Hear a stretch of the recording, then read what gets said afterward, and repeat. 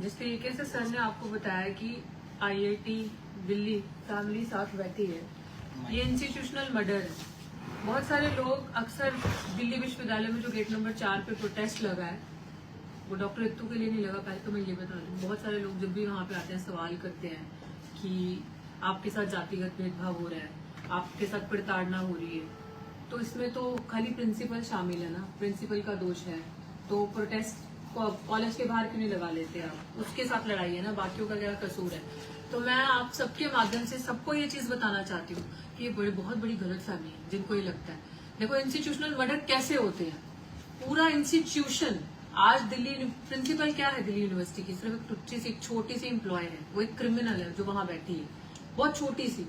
उसको संरक्षण देने के लिए पूरा मैनेजमेंट, वाइस चांसलर से लेके रजिस्ट्रार से लेके डीन ऑफ कॉलेजेस से लेके इंक्लूडिंग द प्रॉक्टर और जो उनके गुंडे पाले हुए, जैसे अभी आपने देखा जो हमने रिसेंटली एक एफआईआर और करवाई है, जो सिक्योरिटी इंचार्ज थे गुंडे वाइस चांसलर के नारायण दत्त, और जिसमें वीसी और सब शामिल थे। तो ये नेक्सस है पूरा जो काम करता है, ये जातिवादियों का अखाड़ा। मैं ऐसे नहीं कहती कि विश्वविद्यालय जो है वो जातिवादियों का अखाड़ा बन चुके हैं। विश्वविद्यालय दुनिया भर में, खासकर अगर देश भर की बात करें, भारत की बात करें, तो वहां पे आप सोचो कि आईआईटी दिल्ली में या आईआईटी कहीं भी पैन इंडिया अगर कोई भी पढ़ रहा होगा आईआईटी के अंदर, तो उसके बुद्धि, उसके दिमाग के अंदर क्या, तो उसका पोटेंशियल और क्या मेरिट होगा उसके अंदर, जो कि वो आईआईटी के अंदर है अगर आईआईटी में पढ़ रहे हैं। तो जो अनिल मेरे भाई के साथ हुआ, जो रोहित वेमुला के साथ हुआ, जो पायल तड़वी के साथ हुआ, इसी इंस्टीट्यूशनल मर्डर्स को रोकने के लिए ही मैं दिल्ली विश्वविद्यालय में बैठी थी। वो मेरी व्यक्तिगत लड़ाई नहीं है कि मैंने बार बार समाज से अपील की थी कि आओ साथ दो, मेरे कैंडल मार्च में मत आना मेरे लिए। इन्हीं चीजों के डर से कि हमारे बच्चों को इतना प्रताड़ित कर दिया जाता है, इतना मानसिक रूप से परेशान कर दिया था। आई श्योर भाई बैठे हैं, हमें भाई आप जानते ही होंगे, बोला होगा आपसे अनिल भाई ने, बहुत बार जिक्र किया होगा, किया जिक्र। देखिए मतलब सब झूठ बोल रहे हैं। हमारे साथ जो होता है, जिस तरीके से 1 साल तक मेरे साथ जो मेंटल टॉर्चर किया विश्वविद्यालय, दिल्ली विश्वविद्यालय दौलतखान कॉलेज के प्रिंसिपल ने, बहुत कम। मैं आपको बता रही हूँ ना, मैं आज सड़क पे क्यों बैठी हूँ, क्योंकि मेरी कैपेसिटी खत्म हो रही थी। मुझे ऐसा लग रहा था कि प्राचा जी और बदलिया सर बैठे, इन लोगों की बदौलत एफआईआर तो जमा होगी SC/ST में, यहाँ तो चार्जशीट भी हो गई है। जो गुना, जो क्राइम, हीनियस क्राइम जो उन्होंने किए थे, उसके ऊपर उनकी चार्जशीट भी जमा होगी कि हाँ इस अपराधी ने ये गुनाह किया। फिर भी आज भी गुनाहगार जो है वो कुर्सी पे है और बेगुनाह सड़क पे है। ये जो एफआईआर ना दर्ज होना, ये पूरा नेक्सस है, ये पूरा ग्रोह है जो ये सारी चीजों को जन्म देता है। ये उन्हीं की शय से सारी चीज होती है, ताकि हम जैसे जो ब्राइट टैलेंटेड दलित आदिवासियों के बच्चे हैं वो आगे ना आ पाए, वो बढ़ ना पाए। अगर वो आते हैं तो उनको मानसिक रूप से इस तरीके से परेशान कर दो कि उनका इंस्टीट्यूशनल मर्डर कर दो, ताकि एक ट्रेंड सेट हो जाए। क्योंकि सबकी मेंटल कैपेसिटी एक जैसी नहीं होती सहने की। सब पता नहीं किस किस लेवल पे ये लोग टॉर्चर करते होंगे। तो सर ने जैसे कहा कि अभी हाई कोर्ट तक भी ये मैटर लेके जाएंगे। I am sure mission safe constitution की पूरी टीम जानी ही पूरे भारत में, प्रबुद्ध भारत में इसीलिए जानी जाती है कि हम लोग अन्याय के खिलाफ मुखर आवाज, मुखर रोके बुलंदी से लड़ते हैं, जस्टिस के लिए लड़ते हैं, इंश्योर करते हैं जब तक मुस्लिम को उसका सही घर, जो कि जेल और हो सकता है उससे भी आगे फांसी ना मिल जाए, तब तक हम लड़ेंगे। इसीलिए मैं भी सड़कों पे बैठी हूँ दिल्ली विश्वविद्यालय में कि जब तक न्याय नहीं मिलता, जब तक मुस्लिम सही जगह नहीं पहुंचता, तब तक हम लड़ेंगे। और मैं आपके दुख में तो उसकी मतलब मेरे पास शब्द नहीं है। ये माँ है, देखो जरा इस माँ के चेहरे को जूम करो, देखो इनकी हालत। मतलब आज किसी के बच्चे को खरोंच लगती है ना, तो आप सह नहीं सकते, उसका तो बच्चा दुनिया से चला गया। और ऐसे न जाने कितने अनिल बनेंगे, कितने रोहित वेमुला बनेंगे, कितनी पायल तड़वी, चंद्रशेखर प्रोफेसर, डॉक्टर कंपोज पंजाब से, आईआईटी बॉम्बे वाला एक बच्चा, आईआईटी दिल्ली के 2 हत्याएं, ऐसे पता नहीं कितने होंगे। सुखा सकते हैं माँ के आंसू हम लोग। हमारा समाज अभी भी सोया हुआ है, अभी भी आप इंतजार कर रहे हो। क्यों हमारा समाज हमारे लिए इकट्ठा नहीं हो रहा? मैंने जैसे बार बार कहा, और सर मुझे प्लीज आप रोकिएगा नहीं, मुझे पता आप हमेशा इस चीज के लिए मुझे रोकते हैं, लेकिन क्या मेरा दुर्भाग्य यही है कि अगर आज मैं जाट होती तो मेरे को भी समर्थन मिलता बहुजन नेताओं का? मैं अगर आज जाट होती तो बहुजन लीडर्स का मुझे समर्थन मिलता? अगर मैं जाट होती तो बहुजन नेता आके मेरे साथ जंतर मंतर पे सोते, रात को बैठते, खाते पीते, उठते, वहां पे मेरे प्रोटेस्ट को वो मजबूती से आगे लेकर जाते कि अगर मैं जाट होती। दुर्भाग्य यही है कि मैं दलित की बच्ची हूँ, मैं दलित हूँ। मुझे मत चुप करवाएं आप लोग कि मैं चुप रहूं और अपने दलित नेताओं को एक्सपोज ना करूं। आई नीड टू से दिस, मुझे एड्रेस करना है ये चीजें। क्यों लोग मुझसे पूछते हैं 24 दिन हो गए, 24 दिन से सड़क पे बैठे हो, दिखाओ ना अपनी ताकत। आओ अनिल के लिए बाहर, आईआईटी का बच्चा जो आपका चला गया, आओ डॉक्टर रितु के लिए सड़कों पे। 24 दिन क्या 24 महीने भी लग सकते हैं आपकी चुप्पी और आपकी खामोशी से। आप 24 घंटे के अंदर निपटारा कर सकते हो, 24 मिनट के अंदर निपटारा कर सकते हो। आप ऐसे कहते हो मूल 85, 92% से ज्यादा है हम लोग, हमें जातिगत जनगणना की जरूरत नहीं, हम तो ऑलरेडी संख्या में इतने भारी है। कहाँ पे हो आप लोग? मुझे तो नहीं दिख रहे आप लोग। आपकी बच्ची 24 दिन से वहां पे बैठी है। एडवोकेट महमूद प्राचा जी, क्यों हम बोलते हैं, क्यों हम जिक्र करते हैं बार बार इस चीज का कि अगर शायद ये शख्सियत हमारे बीच में ना हो, हमारे साथ ना हो, तो आप लोग तो खुद ही हमें मरने के उस पर घाट पे छोड़ दो। आप लोग तो पूछने भी ना हो, हमें देखने भी ना हो, हमारी जेब में हम लोग रात को खाना खा रहे हैं नहीं खा रहे हैं, किन हालातों में जी रहे हैं, हमारे सिक्योरिटी थ्रेट है, हमारी लाइफ में क्या हो रहा है, किसको परवाह पड़ी है, किसको फर्क पड़ता है। बड़ी बड़ी ऑर्गेनाइजेशन, कितने संगठन है, कितनी बहुजन पार्टी है, कितने बहुजन संगठन है, कौन पूछने आ रहा है? हाँ रितु जी, संघर्ष करो, हम आपके साथ हैं। कौन सा वो साथ जो रात के 8 बजे के बाद मुझे वहां पे कोई बंदा नहीं दिखता प्रोटेस्ट साइट पे? कौन सा वो साथ है? क्या आज अनिल के लिए सिर्फ उसके माँ बाप ही बैठे हैं? कोई तीसरा बंदा नहीं है उनके पास यहाँ पे सिवाय एडवोकेट महमूद प्राचा के।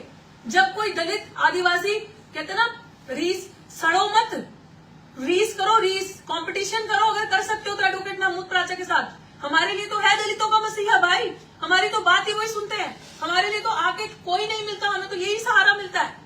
हमारे पास कोई नहीं है, कम से कम कुछ नहीं कर सकते। अगर हमारी लड़ाई व्यक्तिगत लगती है, डॉक्टर रितु की लड़ाई व्यक्तिगत लग रही है, आपको तो आज अनिल कुमार की लड़ाई भी व्यक्तिगत लग रही होगी। कम से कम ऐसे इंसान को तो मजबूत कर दो, ऐसे इंसान के साथ तो खड़े हो जाओ, जो इंसान आपके लिए, आपके समाज के लिए दिन रात लड़ रहा है, दिन रात तत्पर है, ना अपना आराम है, ना भूख है, ना प्यास है, आपके समाज के बच्चों के लिए है। कहाँ है हमारी बड़ी बड़ी पॉलिटिकल पार्टीज के लीडर?